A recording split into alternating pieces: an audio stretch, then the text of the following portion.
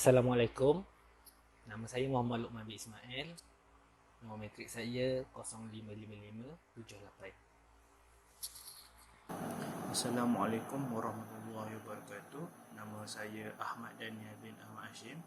Nombor metrik saya 055881. Assalamualaikum warahmatullahi wabarakatuh. Nama saya Muhammad Amirul Hafiz bin Khairil Anwar. Nombor metrik 056551. Hai, nama saya ialah Muhammad Himi bin Azali. Nombor metrik saya ialah 056529 daripada KRK. Bismillahirrahmanirrahim. Assalamualaikum warahmatullahi wabarakatuh. Nama saya Muhammad Amirul Hafiz bin Osman. Nombor metrik 056772. Di video ini kami akan memberi hujah berkaitan dengan kartel daging dari pandangan Islam. Kartel daging adalah sebuah sindiket penyeludupan daging import yang dibawa masuk dari negara seperti Brazil, Argentina, Ukraine dan China. Daging yang diseludup masuk tidak memiliki pengiktirafan sijil halal. Malah daging tersebut telah mendatangkan keraguan tentang asal-usul daging tersebut dan tata cara penyembelihan yang dijalankan untuk memproses daging tersebut. Selain itu, syarikat pembekal yang menjalankan penyeludupan daging import tersebut turut melakukan kesalahan lain seperti mengguna pakai logo halal yang tidak sah, dokumen-dokumen palsu seperti borang custom, permit import, sijil halal dan resit pembayaran. Perbuatan yang telah dilakukan oleh syarikat pembekal amat bertentangan dengan sandaran syariah kerana perbuatan tersebut akan mendatangkan kebimbangan kepada masyarakat dan menjatuhkan maruah pihak yang berautoriti seperti JAKIM.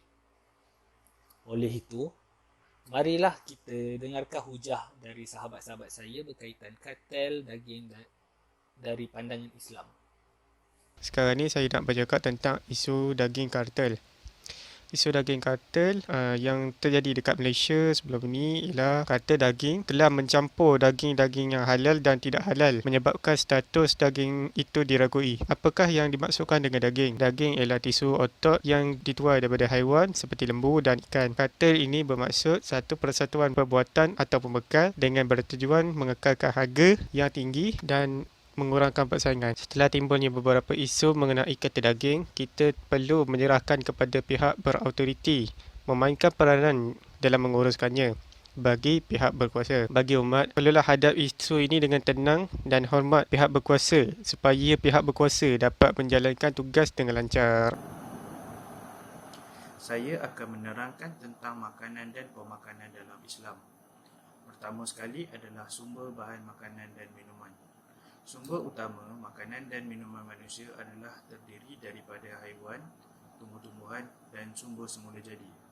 Selain itu, kita juga menggunakan bahan tambahan ataupun bahan kimia dalam penghasilan makanan pada zaman ini. Haiwan boleh dibahagikan kepada dua kumpulan, iaitu haiwan darat dan haiwan air. Haiwan darat boleh dimakan kecuali haiwan yang mempunyai taring, haiwan yang disyariatkan oleh Islam untuk dibunuh, haiwan yang dilarang oleh Islam untuk dibunuh, haiwan yang dipandang jijik, dan haiwan serta tumbuh-tumbuhan yang dihasilkan daripada DNA haiwan yang haram untuk dimakan. Haiwan air yang hidup secara hakikinya di dalam air sahaja yang boleh dimakan, kecuali yang beracun, memabukkan dan membahayakan kesihatan manusia. Semua bahan makanan yang berasaskan tumbuh-tumbuhan, bahan semula jadi dan bahan tambahan yang bercampur dengan najis, beracun, memabukkan serta membahayakan kesihatan adalah haram untuk dimakan. Dalam kes ini, sumber daging yang dibekalkan oleh kartel adalah diragui status halalnya. Oleh itu, daging tersebut mungkin tidak bersih dan haram untuk dimakan. Perkara ini perlu diambil berat oleh umat Islam. Oleh itu, kita hendaklah prihatin terhadap makanan yang diambil serta menepati kehendak agama dan berkhasiat untuk tubuh badan. Pandangan ulama' dalam menentukan makanan halal. Ulama' membincangkan isu makanan berdasarkan surah Al-Ma'idah ayat keempat yang menyebutkan tentang binatang-binatang yang diharamkan secara terperinci. Ayat ini merupakan panduan untuk menentukan kehalalan suatu makanan dan produk. Dibanding ayat-ayat lain yang hanya menjelaskan secara umum dan menetapkan 4 jenis binatang yang haram. Ringkasan ayat daripada Surah Al-Ma'idah ayat keempat. Secara umumnya, binatang yang diharamkan untuk dimakan itu ada 4 jenis dan secara terperincinya sebanyak 10 jenis.